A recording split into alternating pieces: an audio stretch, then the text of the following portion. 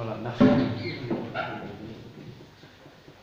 Merci Hugo, merci à vous, merci aux musiciens, aux accompagnants, aux techniciens. Voilà, tout le monde était présent ce matin, c'est bien. Alors nous allons continuer ce matin l'étude sur les paroles que Christ a prononcées sur la croix. Et avant d'entamer la cinquième parole, est-ce que quelqu'un est capable de me donner les 4 premières? Dans la mesure du possible, en commençant par la première. La parole du pardon. La parole du pardon. Quelle est cette parole du pardon que le Seigneur a prononcée? Père, ils ne savent pas ce qu'ils font. Voilà. Père, pardonne-leur parce qu'ils ne savent pas ce qu'ils font. La seconde parole. La parole du salut. La parole du salut. Quelle est cette parole? Qui parle à qui dans cette parole? Jésus au brigand. Jésus au brigand. Et qu'est-ce qu'il dit? Ce soir, tu seras avec moi au paradis. Voilà. Aujourd'hui, tu seras avec moi dans le paradis. Troisième parole. La parole d'affection. La parole d'affection. Laquelle est-elle? Jésus, qu'est-ce qu'il dit? Femme, voilà ton fils. Et à Jean, fils, voilà ta mère. Celle que nous avons vue hier, la semaine dernière, pardon, et la semaine d'avant, parce qu'on l'a vue en 2 fois. La parole d'abandon. La parole d'abandon, la parole d'angoisse. Quelle est cette parole que le Seigneur a prononcée, que nous considérons comme la parole d'angoisse ou d'abandon? Mon Dieu, pourquoi m'as-tu abandonné? Alors ce matin, nous allons poursuivre avec un autre passage qui se trouve en Jean, chapitre 19. Et nous allons lire le verset 28. Jean, chapitre 19, verset 28. Après cela, Jésus, voyant que tout était accompli, dit, afin que l'écriture fût accomplie, j'ai soif. Or, il y avait là un vase plein de vinaigre. Prions. Père Céleste, nous voulons te remercier tout d'abord de nous permettre d'être ici dans ta maison. Nous voulons te remercier pour ces chants que nous avons chantés, que nous voulons pour ta gloire. En nous souvenant, comme nous l'avons chanté dans ce dernier cantique, que Jésus est la lumière du monde, Jésus est notre lumière. C'est lui qui nous guide, c'est lui qui nous conduit ici-bas. Et nous savons que cette lumière ne s'éteindra jamais. Merci pour ton salut en Jésus-Christ. Merci pour son sacrifice. Et merci de nous souvenir de ces paroles que le Seigneur a prononcées sur la croix et à travers lesquelles nous pouvons apprendre énormément de choses. Alors Seigneur, nous te demandons ce matin encore de nous disposer favorablement, que tu veuilles nous enseigner. Et sans ton nom que nous te prions. Amen. Alors cette nouvelle parole, pour ceux qui prennent des notes comme Nadine, parce que la semaine prochaine, interrogation écrite, nous allons la nommer la parole de souffrance. Donc il y a eu la parole du pardon, la parole du salut, la parole d'affection, la parole d'angoisse et aujourd'hui la parole de souffrance. Alors nous allons voir que, alors que Christ est cloué sur la croix, il va prononcer cette parole peu avant d'incliner la tête et de rendre l'âme. Et une petite précision, pourquoi est-ce que nous l'avons lu en Jean, ce passage, cette parole? Tout simplement parce qu'il n'y a que Jean, l'évangile de Jean, qui rapporte cette parole-là. Alors très probablement parce qu'à ce moment-là, comme on l'a vu avec par exemple la parole d'affection, il n'y a que Jean qui est revenu et qui est au pied de la croix. Donc c'est pour cela que nous trouvons cette parole dans l'évangile de Jean, au chapitre 19, verset 28. Maintenant, si cette parole, comme les autres, et comme toutes les paroles d'ailleurs, se trouve dans la parole de Dieu, c'est qu'elle y occupe une place importante, une place particulière. Surtout celle-ci, j'ai soif. Parce que c'est ça la parole qu'il faut retenir. J'ai soif. Cette parole va vraiment mettre en évidence l'humanité de Jésus-Christ. J'ai soif. Alors avant de commencer, avant de poursuivre, une petite question. Qui a déjà connu la soif, mais une vraie soif? Vous êtes, je ne sais pas où, quelque part, peut-être dans le désert, je ne sais pas. Vous êtes peut-être perdu en pleine campagne et vous avez horriblement soif et vous n'avez rien à boire. Est-ce que quelqu'un a déjà connu ça? Oui. Il y en a au moins deux. Hein? Voilà. Donc, je n'irai pas jusqu'à vous demander qu'est-ce que vous avez fait pour pouvoir vous désaltérer, mais c'est vrai qu'une telle soif vous pousserait presque à faire presque n'importe quoi pour chercher quelque chose pour vous désaltérer. Et ce qui est extraordinaire, c'est que le Seigneur, le Créateur de l'univers, lui, il a connu cette soif. Le Créateur du ciel et de la terre dit « J'ai soif ». C'est important, pourquoi? Parce que le souverain sacrificateur qui est cloué sur la croix, Jésus-Christ, a les lèvres sèches et il réclame à boire. Regardez un passage avec moi, le psaume 69, versets 1 et 2. Psaume 69, versets 1 et 2.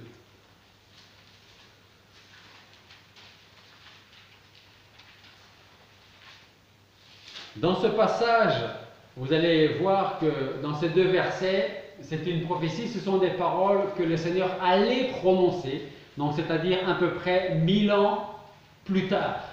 Et dans ce psaume 69, versets 21 et 22, nous lisons « L'opprobre m'a brisé le cœur et je suis languissant. J'ai attendu de la compassion, mais il n'y en a pas. Des consolateurs, mais je n'en trouve pas. Ils mettent du fiel dans ma nourriture et dans ma soif, ils m'abreuvent de vinaigre. » Vous savez en fait ce que Dieu fait dans ce passage que nous venons de lire? Il a mis dans la bouche de David les paroles qui devaient s'appliquer à Jésus-Christ à peu près 1000 ans plus tard. Dans tout l'Ancien Testament, nous trouvons des prophéties détaillées sur la venue de Christ. Nous trouvons dans l'Ancien Testament des prophéties, des passages, des versets détaillés sur son ministère, sur sa mort et aussi sur sa résurrection. Et en ce qui concerne les prophéties de Christ, sur la mort de Christ, ce que nous pouvons dire par rapport à l'Ancien Testament, c'est qu'il ne manque rien. Tout ce qui a été accompli à la croix, on le retrouve des siècles avant dans le Nouveau Testament. Pourquoi je dis ça? Je dis ça parce que tous les éléments que nous donne l'Ancien Testament, donc nous les retrouvons dans le Nouveau. Et je vais vous donner quelques exemples. On va prendre 2 minutes pour voir certains de ces détails qui sont importants et nous verrons ensuite pourquoi ils sont importants. Okay? Alors, nous allons commencer tout d'abord par un premier point, c'est la trahison d'un de ses amis. On parle de qui là? Qui va trahir le Seigneur? Judas. Alors, je vous donne le passage, si vous avez le temps de le chercher ou simplement écoutez-le comme vous voulez. Le premier point, c'est donc la trahison d'un de ses amis, Judas. Ça se trouve dans le psaume 41, verset 10. Psaume 41, verset 10. Alors vous verrez, nous serons surtout dans les psaumes et dans Ésaïe, dans les passages que nous allons chercher. Même l'homme avec qui j'étais en paix, qui avait ma confiance et qui mangeait mon pain, a levé le pied contre moi. Premier point. Deuxième point, la fuite de ses disciples, pour qui Christ était devenu un objet de honte et de peur. Rappelez-vous, quand il se fait arrêter, tout le monde s'en va. Psaume 31, verset 12. Psaume 31, verset 12. À cause de tous mes ennemis, je suis un objet d'opprobre, de grands opprobres pour mes voisins et un objet d'horreur pour mes amis. Ceux qui me voient dehors s'enfuient loin de moi. Ensuite, en troisième point important, ce sont les faux témoignages. Parce qu'il a bien fallu trouver de faux témoignages pour tenter d'accuser le Seigneur. D'accord? Ça, c'est le psaume 35, verset 11. Et dans ce passage, psaume 35, 11, nous lisons: des témoins violents s'élèvent contre moi. On me redemande des choses dont je ne sais rien. Autrement dit, on accuse le Seigneur de choses dont il n'est pas responsable. Quatrième point, c'est le silence du Seigneur devant ses juges. Cette fois-ci, on va dans Ésaïe, chapitre 53, verset 7. Ésaïe 53, verset 7. Et voilà ce que Ésaïe nous dit concernant le Seigneur, à peu près 700 ans avant. Il est maltraité, il est affligé, et il n'ouvre point la bouche, comme un agneau mené à la boucherie, comme une brebis muette devant celui qui l'attend, il n'ouvre pas la bouche. À aucun moment le Seigneur a tenté de se défendre ou même de se justifier. Cinquième point, c'est la reconnaissance de son innocence et sa mise au tombeau des malfaiteurs. On reste toujours dans Ésaïe 53. On va au verset 9 et au verset 12. Ésaïe 53, verset 9 et verset 12. On lui avait assigné sa sépulture avec les méchants, et dans sa mort il a été avec le riche, car il n'a point fait d'injustice, il n'y a point eu de fraude en sa bouche. C'est pourquoi je lui donnerai son partage parmi les grands. Il partagera le butin avec les puissants, parce qu'il a livré sa vie à la mort, qu'il a été mis au nombre des méchants, qu'il a porté les péchés de plusieurs et intercédé pour des pécheurs. Sixième point, il y a la moquerie de ceux qui sont là présents et de ceux qui blasphèment, de ceux qui se moquent du Seigneur. Dans la moquerie de ceux qui étaient présents, on peut le voir dans le psaume 22, verset 8. Psaume 22, verset 8.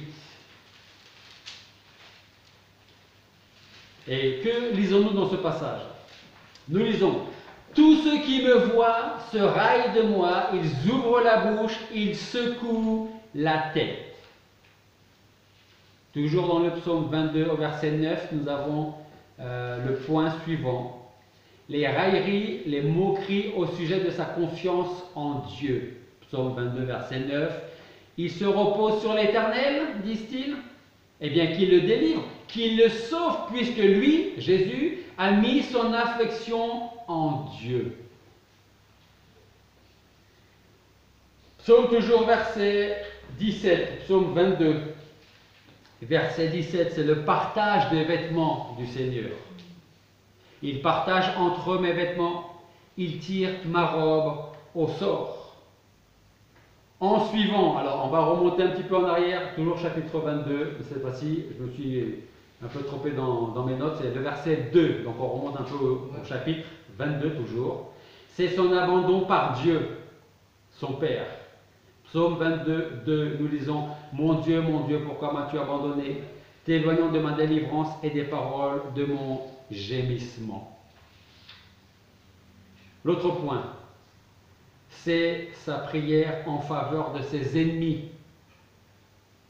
Ésaïe chapitre 53, verset 12. Ésaïe 53, verset 12. Nous lisons: c'est pourquoi je lui donnerai son partage parmi les grands.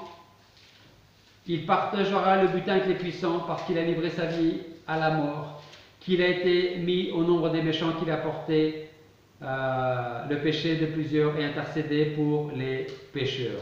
Ça revient un petit peu à la reconnaissance des pécheurs qu'on a vu dans le point avant, mais c'est surtout la fin que nous pouvons lire. Il a porté les péchés de plusieurs et intercédé pour les pécheurs, que ce soit nous ou que ce soit ceux qui étaient au pied de la croix et qui se moquaient de lui. Et lorsque le Seigneur dit: Père, pardonne-leur parce qu'ils ne savent pas ce qu'ils font. Nous l'avons lu, l'autre point c'est le psaume 69, verset 22. Psaume 69, verset 22. Et dans ce verset, nous lisons « Ils mettent du fiel dans ma nourriture et dans ma soif, ils m'abreuvent de vinaigre. » Là, ce point-là, c'est concernant sa soif. Psaume 31, verset 6. C'est le 12e point. C'est lorsque le Seigneur remet son esprit entre les mains de Dieu. Psaume 31, 6. Nous lisons « Je remets mon esprit entre tes mains, tu m'as racheté, ô Éternel, Dieu de vérité. » Deux derniers points. Aucun de ces os ne furent brisés. Rappelez-vous, les deux brigands à côté de lui, on leur a brisé les jambes pour en fait accélérer leur mort. Mais dans ce psaume, psaume 34, verset 21, nous lisons « Il garde tous ses os, aucun d'eux n'est rompu, aucun d'eux n'est brisé. » Et effectivement, sur la croix, le Seigneur a juste eu le côté, juste entre parenthèses, le côté transpercé. Okay? Et le dernier point, c'est son corps placé dans le tombeau d'un riche. On va en Ésaïe 53, verset 9. Ésaïe 53, verset 9.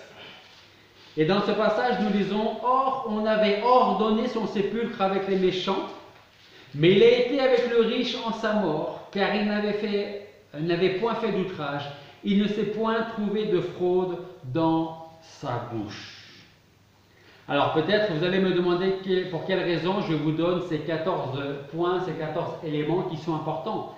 Eh bien, si je vous les donne, c'est justement parce qu'ils sont importants. Pourquoi ? Parce qu'il nous montre bien que toute la parole de Dieu s'accomplit à la lettre. Rien n'est laissé au hasard. Et cela est fait ainsi afin que tous ceux qui peuvent dire « Oui, mais la parole de Dieu, votre Bible, a été trafiquée, a été modifiée, et puis on ne sait pas exactement qui l'a écrit. » Mais les paroles que nous avons lues entre Ésaïe et les psaumes, ce sont des paroles qui ont été prononcées entre 700 et 1000 ans avant la crucifixion de Christ. Tous ces détails sont importants et ont été clairement annoncés des siècles avant qu'ils ne se réalisent. Ce qui nous montre un autre point important, c'est que toute la parole de Dieu est inspirée de Dieu. Et donc, si elle est inspirée de Dieu, et si tout ce que nous avons déjà lu s'est accompli, alors je pense qu'on peut faire confiance à toute la parole de Dieu, et pas seulement à une partie de la parole de Dieu. Alors, nous avons beaucoup appris avec les 4 premières paroles de Christ, et avec cette 5e, nous allons apprendre encore beaucoup de choses. Et on peut commencer par se poser une question. Que pouvons-nous tirer comme leçon de cette demande, de cette parole du Seigneur qui nous dit « J'ai soif ». Qu'est-ce qu'on peut tirer comme leçon? Alors la première chose à retenir, c'est tout d'abord, comme je vous l'ai dit, la preuve de l'humanité de Christ. Et ça c'est important et on va voir pourquoi. Jésus, quand il était sur terre, était complètement Dieu et en même temps complètement homme. C'est important. Complètement Dieu, ou autrement dit 100% Dieu et en même temps 100% homme. Ce n'était pas 50% un Dieu et 50% un homme, ce qui fait à 100% un homme Dieu ou un homme divinisé. Il était à 100% Dieu et il était à 100% un homme. Donc, lorsque Christ s'est incarné, il n'était pas un Dieu humanisé. Il n'a pas cessé une seconde d'être Dieu. Durant tout son ministère public, Christ a apporté un grand nombre de preuves de sa divinité. Et rappelez-vous, les pharisiens qui disaient « Mais comment peut-il pardonner les péchés? Il n'y a que Dieu qui peut les pardonner. » Et dans leur folie à ces gens-là, justement, ils étaient en train de donner, en train de déclarer toute la vérité concernant le Seigneur. Parce qu'effectivement, il n'y a que Dieu qui peut pardonner les péchés. Et si Dieu dit tes péchés sont pardonnés, je te pardonne tes péchés, c'est parce que Jésus est Dieu.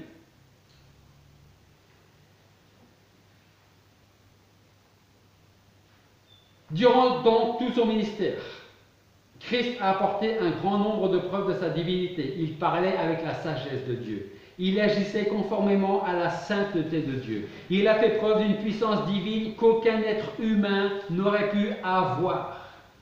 Il était capable de lire dans le cœur des hommes. Il était capable, alors quand je dis il était capable, je parle du moment où il était sur terre. Mais aujourd'hui, il est toujours capable, encore aujourd'hui, de lire dans le cœur des hommes, de toucher le cœur des hommes, d'agir sur la volonté des hommes. Quand il lui plaisait d'exercer son pouvoir, quand il était sur terre, la nature tout entière se pliait à ses ordres. Rappelez-vous quand on étudiait Marc, et que les apôtres, les disciples étaient dans la barque, et que la tempête était là. Qu'est-ce qu'il va demander le Seigneur? Il va calmer la tempête, il va calmer la mer. C'est-à-dire qu'il n'a qu'un mot à dire, et la création, la nature, obéit à la parole du Dieu souverain. Un seul mot de sa part suffisait à chasser la maladie, à calmer la tempête, ou même à ramener des morts à la vie.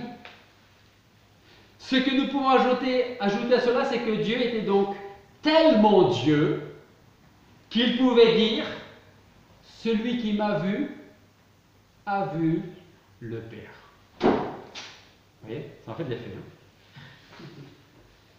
La seconde chose à retenir, on revient sur les souffrances du Seigneur. La seconde chose à retenir, c'est l'intensité de ses souffrances. Lorsqu'il s'écrie avec la force qui lui reste, et je ne suis pas certain qu'il en restait beaucoup à ce moment-là, lorsqu'il dit « j'ai soif », il faut comprendre que ces mots expriment sa souffrance corporelle. Et pour bien comprendre ce qui se cache derrière ces trois mots, « j'ai soif », nous devons nous rappeler ce qui a précédé ces mots-là.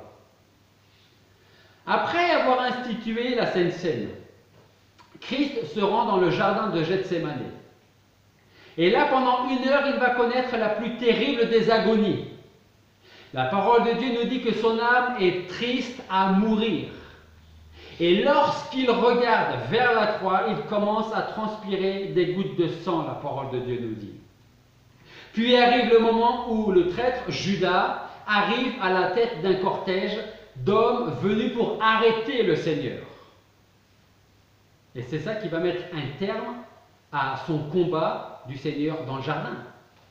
Et vous connaissez la suite, on va l'amener devant Caïphe, et bien que la nuit soit déjà bien avancée, ce n'est pas une chose négligeable, parce qu'en principe, les Juifs de l'époque, je ne sais pas si c'est toujours pareil aujourd'hui, mais en tout cas les Juifs à l'époque, il n'y avait pas de jugement de tribunal quand la nuit était tombée, ils attendaient que le jour se lève. Mais vous voyez là, bizarrement, la nuit commence déjà à tomber, elle est presque même tombée, mais ils vont quand même se permettre de transgresser une loi qu'ils n'auraient pas osé transgresser avant. Donc qu'est-ce qui va se passer? Eh bien, ils vont quand même commencer à condamner, à juger et à condamner le Seigneur. De ce fait, il est gardé jusqu'au matin, et après de pénibles heures d'attente, on va amener le Seigneur devant Pilate, qui, après un long procès, le condamne à être fouetté, parce que pour lui, il est innocent. Donc pour faire plaisir au peuple, on va le faire fouetter, et on va voir s'il le laisse partir comme ça. Après cela, il est conduit à l'autre bout de la ville où se trouve Hérode, puis on le livre aux Romains qui s'amusent avec lui en l'insultant, en se moquant de son titre de roi. Puis arrivent les coups, une fois de plus, on le ramène devant Pilate, en traversant une fois encore la ville, tout en se frayant un passage au milieu de la foule qui suit tout ça de très près. C'est alors que le verdict tombe, et le verdict c'est quoi? C'est la mort. Ensuite, c'est le dos ensanglanté que Christ porte sa croix sous un soleil très certainement plus qu'ici. Il monte difficilement les pentes du mont Golgotha. Puis quand il arrive en haut, les soldats lui clouent les mains, les pieds, et il reste là pendu durant plus de 3 heures.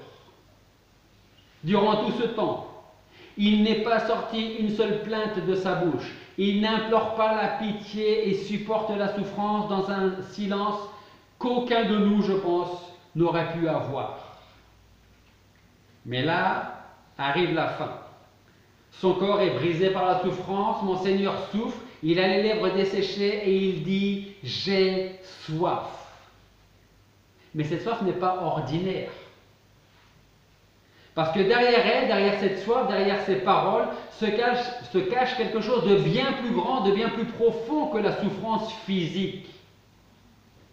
On a lu dans le psaume 32, je pense, versets 3 et 4, « Quand je me suis tu, mes os se sont consumés et je gémissais tout le jour, car jour et nuit, ta main s'apesantissait sur moi, ma vigueur se changeait en une sécheresse d'été. » Rappelons-nous une chose.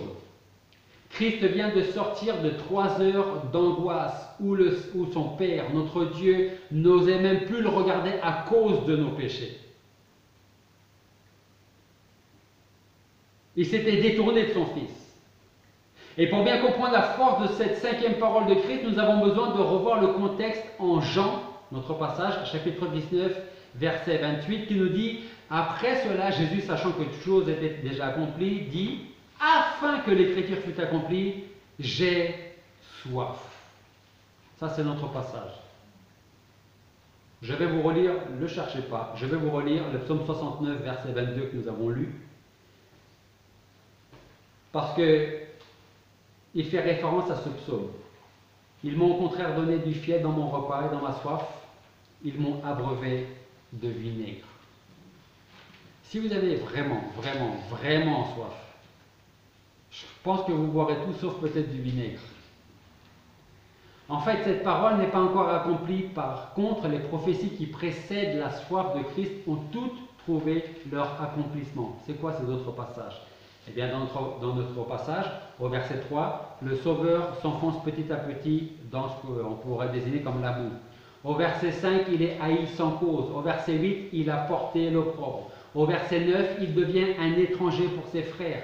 Au verset 12 et 13, on se moque de lui. Au verset 18 et 21, il crie vers Dieu dans sa détresse. Et à présent, il ne lui reste plus qu'à boire le vinaigre et le fiel. Et pour cela, il s'écrie « J'ai soif ». Donc cela fait 6 heures que Christ est cloué à la croix. Et malgré les souffrances qu'il endure, il a l'esprit encore clair et la mémoire intacte. Et nous avons la preuve dans notre passage en Jean 19, 28. Après cela, Jésus, sachant que toute chose était déjà accomplie, dit « Afin que l'écriture fût accomplie, il dit « J'ai soif ». Vous savez, la mort de Christ n'est pas due au hasard. Et même dans sa mort, Christ nous laisse voir encore une fois qu'il domine chaque chose. Chaque circonstance est entre ses mains. Il repasse dans son esprit la parole de son Père et constate qu'une parole n'est pas encore accomplie. Cette parole, c'est « J'ai soif » et ils vont lui donner du vinaigre à boire. Alors remarquez bien une chose. Le Seigneur sait qu'il reste cette prophétie encore le concernant sur la croix à être accomplie. Et regardez comment le Seigneur s'incline devant l'autorité de la parole de l'Écriture. Et cela dans sa vie complète comme dans sa mort.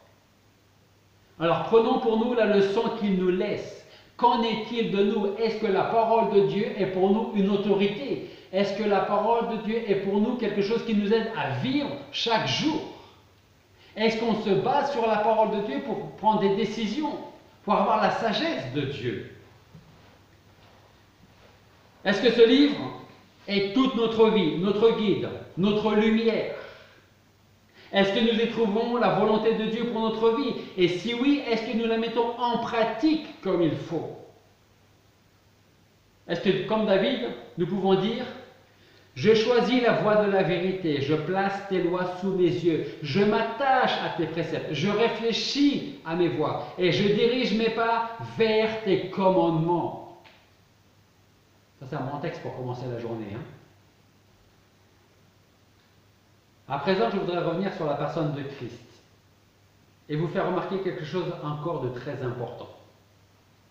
Le Seigneur, mon Sauveur, le vôtre, a soif. Et personne ne veut lui donner à boire. Pourtant, rappelez-vous que le Seigneur, même encore sur la croix, détient tout pouvoir dans le ciel et sur la terre. Ça veut dire quoi? Il dit, j'ai soif, mais personne ne lui donne à boire. Et pourtant, il est le Dieu souverain, le Dieu créateur de toutes choses. La nature lui obéit. Ça veut dire qu'il aurait pu, s'il le voulait, exercer son pouvoir omnipotent et se désaltérer d'une manière ou d'une autre, sur le champ, sans rien demander à personne. Rappelez-vous, c'est lui qui a fait jaillir l'eau du rocher pour désaltérer les Israélites dans le désert. Lui qui, d'un mot, avait changé l'eau en vin pour le mariage, pour les noces de Cana. Il peut encore prononcer une parole efficace qui répondra à son besoin de rafraîchissement, mais pourtant il ne le fait pas. Pourquoi est-ce qu'il ne se désaltère pas lui-même? Parce que parfois, contrairement à nous, alors quand je dis parfois, ça ne concerne pas le Seigneur, ça concerne nous. Hein. Parce que, contrairement à nous, le Seigneur n'opère jamais de miracle dans son propre intérêt ou pour son confort personnel. Jamais. Jamais. Et nous, parfois, quand on ne reçoit pas ce qu'on aimerait avoir, on s'en plaint à Dieu, ou on se dit, oui, mais quand même, j'aurais bien voulu avoir ceci ou cela. Le Créateur de l'univers qui détient tout pouvoir aurait pu exercer un tout petit miracle pour lui. Il a soif, il aurait pu cligner des yeux, y penser, et il n'aurait plus eu soif. Il ne fait jamais de miracle pour son propre intérêt, et en a un autre exemple. Satan l'a tenté dans le désert pour qu'il change des pierres en pain. Parce qu'il avait faim. Est-ce qu'il l'a fait? Non, il aurait pu. Mais il a refusé de le faire. Alors pourquoi refuse-t-il maintenant de satisfaire un besoin vital? Pourquoi reste-t-il cloué sur la croix avec les lèvres desséchées? Parce que dans le livre qui exprime la volonté de Dieu, ici, la Bible, il est écrit qu'il doit être assoiffé et que pour étancher sa soif, on lui donnera du vinaigre à boire. Si Christ s'était désaltéré, on ne lui aurait pas donné du vinaigre à boire et cette prophétie, 1000 ans ou 700 ans plus tôt, ne se serait pas accomplie. Christ est venu pour faire la volonté de Dieu et c'est exactement ce qu'il fera jusqu'à sa mort sur la croix. Et nous, que faisons-nous avec la volonté de Dieu pour notre vie? Faisons-nous ce qui parfois nous arrange seulement les points positifs en laissant de côté les points négatifs ou les points qui peut-être pour nous sembleraient un peu moins importants? Avez-vous remarqué combien nous étions prompts à faire ce que Dieu attend de nous et combien nous pouvons être arrêtés si rapidement? Parfois on a plein de zèle. Hein? Et puis la moindre circonstance, le zèle commence à diminuer. En fait c'est dans la durée qu'on voit si on est fidèle ou pas. Hein? Ce n'est pas dans le moment précis. Dans la mort comme dans la vie, l'Écriture est pour le Seigneur la parole souveraine de Dieu. Et pendant qu'il est pendu à la croix, Jésus ne fait pas connaître sa soif pour l'étancher, mais seulement pour que l'Écriture soit accomplie. Alors il démontre une fois encore qu'il est venu pour accomplir la volonté de Dieu et non pas la sienne. Et parfois, vous savez ce qui nous arrive, quand on veut faire sincèrement la volonté de Dieu, quand on la recherche, et même quand on l'a trouvée, eh bien, on peut dire, Seigneur, je veux bien faire ta volonté, mais il faut que tu m'aides à avoir telle ou telle chose pour que je puisse mieux faire ta volonté. Hein, on déguise un peu nos envies, nos besoins, nos demandes. Alors, si vous êtes de ceux qui courent à travers le monde pour satisfaire vos besoins, alors très certainement vous aurez remarqué que les choses ici-bas ne pourront jamais satisfaire votre cœur. C'est comme la petite étude que nous avons commencée ce matin. Où trouver le bonheur? Alors n'est-ce pas une bonne nouvelle que de savoir qu'une personne peut vous rendre heureux? Et je dis bien une personne, pas une confession de foi, pas une église, pas une institution ou toute autre chose. Non, seule la personne de Jésus-Christ peut vous donner ce que vous ne trouverez jamais dans ce monde. Écoutez-le lorsqu'il vous dit « Venez à moi, vous tous qui êtes fatigués et chargés, et je vous soulagerai. » Si vous avez soif de vérité, venez à Christ car il vous dit « Heureux », fait partie des Pour la semaine prochaine, c'est ce que vous pouvez nous trouver pour la semaine prochaine. Heureux ceux qui ont faim et soif de la justice, car ils seront rassasiés. Alors si ce matin vous n'êtes pas encore sauvé, alors ne rejetez pas plus longtemps Jésus-Christ, car si vous mourrez dans vos péchés, vous-même allez crier un jour, j'ai soif. Et ça durant toute l'éternité. Alors si Christ a crié j'ai soif alors qu'il subissait la colère de Dieu durant 3 heures, quelle sera votre condition et celle des autres si vous refusez de reconnaître en Jésus-Christ déjà le souverain sacrificateur, le Fils de Dieu qui est venu mourir sur la croix pour moi, pour vous,